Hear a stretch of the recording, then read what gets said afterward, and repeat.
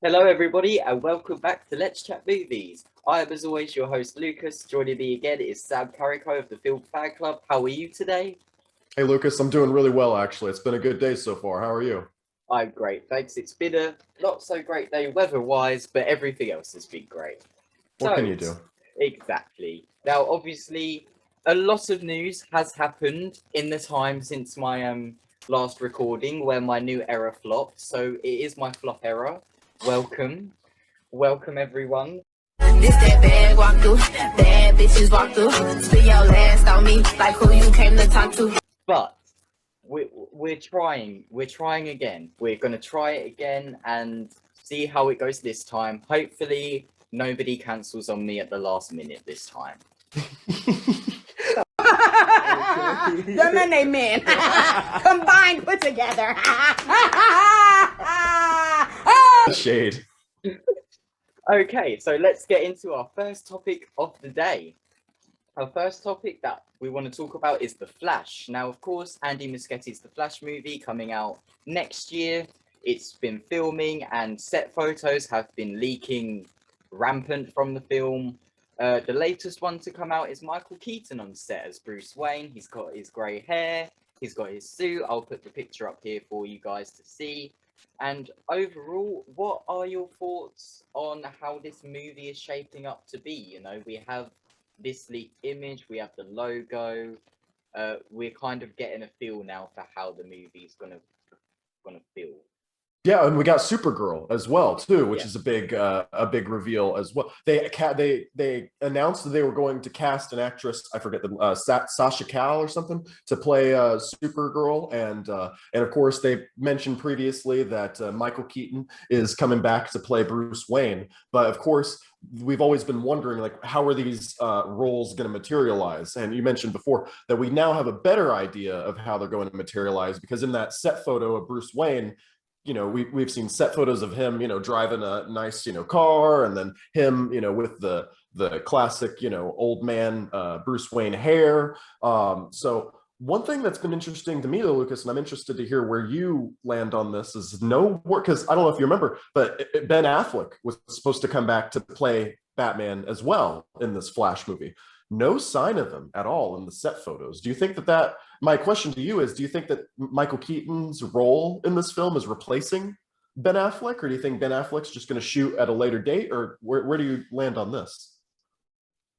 Honestly, I wouldn't expect Ben Affleck to have a big role in this, given how Warner Brothers, now Warner Discovery, have gone about everything regarding Ben Affleck, Zack Snyder, the Snyder Cut, everything about that. I'll be surprised if they give him a big role, but I would also be surprised if they did bring Michael Keaton in to replace him or anything, because, the facts are the facts. They're looking for a younger Batman. They've got Robert Pattinson. They're kind of looking to diversify their cast a bit, and I don't think Michael Keaton really fits that. So I think I wouldn't be surprised if we don't get a new Batman in this movie, but rather we get a send off to all the Batmans. It's kind of a homage to Batman, and I think they're going to really wait to see how Matt Reeves' the Batman does, and then they're Mhm. going to make their decision on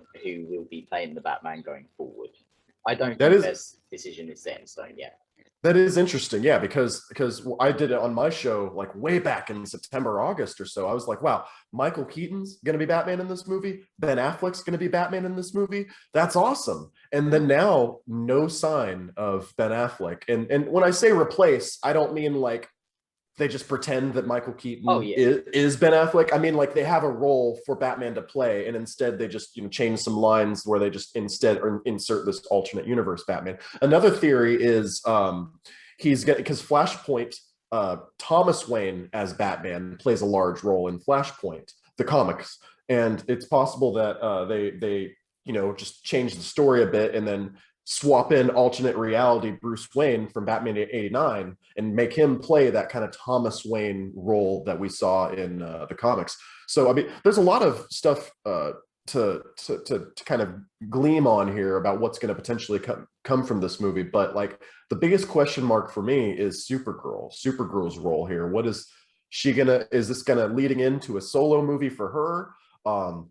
How integral to the plot is she? Because she's already been on set in costume, so apparently doing some action scenes.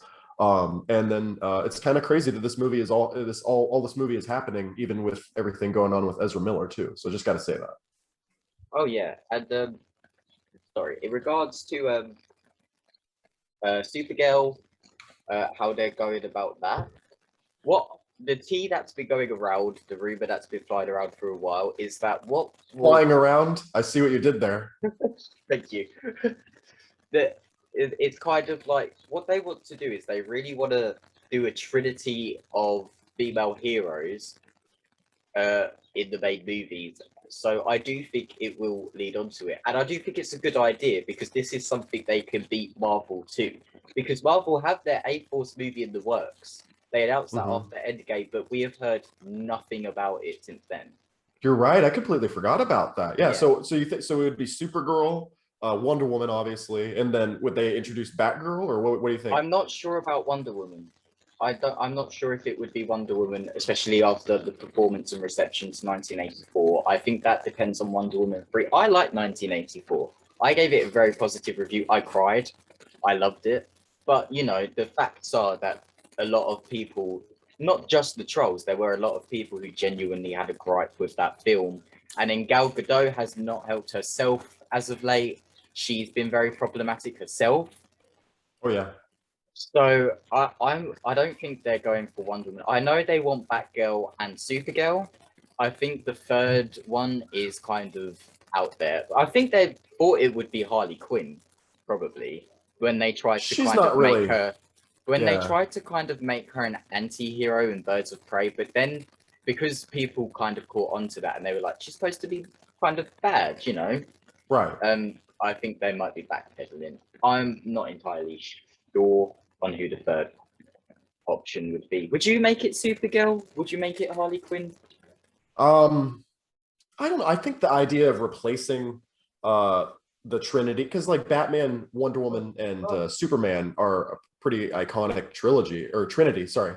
So it's just the idea of taking them all and just replacing them with female versions of the characters is weird to me. It feels very Ghostbusters-y. And I feel like, I don't know, that's but I'm also excited to see what they do with Supergirl, you know? Like I think that she could have her own, because she's her own unique character as well. So like I guess my response to that is I don't know if it's gonna be Harley Quinn, but what I want to see them do is flesh out these and develop these characters instead of trying to replace old characters. You know what I mean? You can't just fit her into this Superman role that's been established. You can't just fit Batgirl into taking the place of Batman. So you have to acknowledge that this is their own character and develop them in their own right rather than try and take something away from another. Yeah, definitely. And then speaking of characters, something that has a lot of characters, of course, the Suicide Squad. They've released a new trailer. Yeah. Yeah. It's a good trailer too. I liked it. End of topic. Right. Okay, yeah. So did I hear you say something about how people are finally starting to catch on to James Gunn or something like that? So in my notes I sent Sam for this thing, the original draft of the notes had for this, they said people finally seem to remember that James Gunn is a bit of a nonce. Allegedly. Allegedly. But yeah, so the Suicide Squad trailer debuted, and the reaction to that wasn't as positive as it has been to the others. There were people who definitely liked it, but I did see myself a lot of people who have liked the other trailers saying, "Oh, I didn't particularly like this trailer much. It felt very immature to a lot of people." I know there was one joke that people were really disappointed. It was something like Harley wasn't in the main photo because she was taking a shit or something, and that's genuinely one of the jokes. Yeah, it's toilet humor. There's also a scene where John Cena's character says like, "Oh, is that a starfish? Is what they call an ass? You know, are they related? You know?" And it's like he said, "But did you know that, guys?" So people didn't have a very good reaction to that, and then obviously in talking about juvenile humor and kind of off-feeling humor, naturally the conversation rose again of James Gunn's tweets, which I've talked about like twice on this channel already. Everybody knows my opinion on James Gunn. I'm not going to go back into it. And yes, I was sharing the shady post towards her. Again, but people started catching on online, and it was just very interesting to me because, you know, at the end of the day, people keep talking a lot of, oh, I'm not going to see this movie because of James Gunn. I'm not going to see this movie because it looks immature. But I honestly am going to come out and say it now. I think this movie is going to do quite well. Oh yeah, I really do. And I have to say, the movie itself doesn't look too bad to me. Yeah, it is very juvenile humor, but I think the actual kind of the performances look good, and I love Margot Robbie's Harley Quinn. It's always great to see her. So I do think this movie is going to do well, but I think that a problem that it's really having, besides James Gunn, like anti-James Gunn people are already against it. Now they've got Snyder people against it. And not only that, this new kind of segment of people are emerging that just kind of aren't necessarily anti-James Gunn or anti-DC, but they're just very vocal in that they seem to really dislike this movie. So I don't know. Have you seen a lot of the discourse about it on your like feeds personally? honestly, no, I haven't heard. I've heard, you know, kind of the normie takes of like, oh, the Suicide Squad movie is going to be great because James Gunn is a genius. You know, it's so great that he's back on Guardians of the Galaxy 3. You know, he did nothing wrong. Has been a lot of the discourse that I've seen on my timeline because, you know, I follow a lot of you know, critics who get early screenings and stuff like that. So of course they don't want to piss off the director of the movie that, you know, part of their career is now based on. So I don't know. But that being said, I don't know as much about you on the James Gunn stuff. So I do feel like I have a better ability to separate that type. Like I don't worship the altar of James Gunn. I do find the constant the trailers always saying from the horribly beautiful mind of James Gunn, as if he's like the best thing ever, is a little bit indulgent, you know. And, but yeah, can I just say that also feels very antagonistic to me, to the people who are anti-gun, because they kind of know what they're doing with that statement. Like they're saying, oh, look at this guy's fucked up mind. This is the same guy who made all those very bad, untasteful jokes. She's got a point. She's an icon. She's a legend, and she is the moment. Now, come on now. That's just what I wanted to quickly interject and say. It feels a little tone deaf, yeah. Given what's going on, what had gone on, or whatever. And so but that being said, I don't know. I like the trailer. I like the movie I'm excited for the movie for the most part. I like that Margot, again, Harley Quinn is the big draw for me. I like Idris Elba's character a lot too. Idris Elba's character though does seem a little bit like just watered down Will Smith, like from the previous movie, like the exact same storyline with the daughter. Like, really, we're doing that again? Like again, really? Yeah. It really feels it's like actually pretty crazy how literally it's the same character.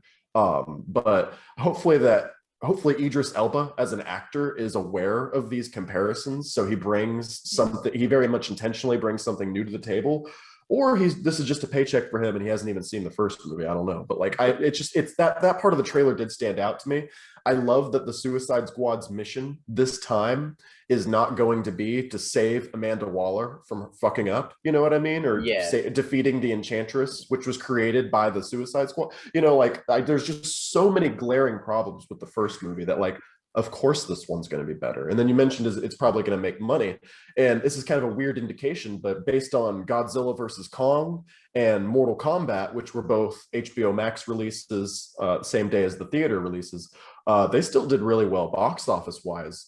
So I could totally see people, especially because they're really pushing that you should see this in IMAX and things like that. So I could totally see this making money. And yeah, the humor is not like as highbrow as maybe I would appreciate, but yeah, it does look like a really fun action movie. You know, it does look like it's going to be pretty good.